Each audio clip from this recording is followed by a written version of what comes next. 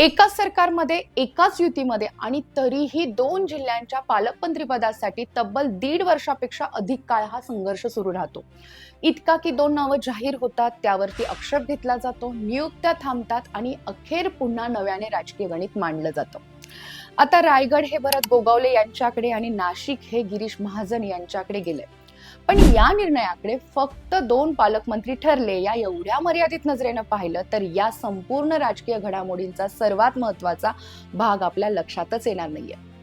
कारण रायगडची एक खुर्ची बदललेली आहे आणि नाशिकची एक खुर्ची कायम राहिलेली आहे. पण त्यामागे महायुतीमधील 3 पक्षांच्या ताकदीचं मोठं गणित देखील बदललंय. गोगावलेंना रायगड मिळणं ही शिंदे सेनेची बाजी आहे का, आणि महाजनांकडे नाशिक राहणं ही भाजपची मोठी रणनीतिक चाल आहे का? आणि या दोनही निर्णयांमध्ये राष्ट्रवादीने नेमकं काय गमावलं आणि काय मिळवलं, याच राजकीय गणिताचा धांडोळा आपण आज विश्लेषण वाईब्स मध्ये घेणार आहोत.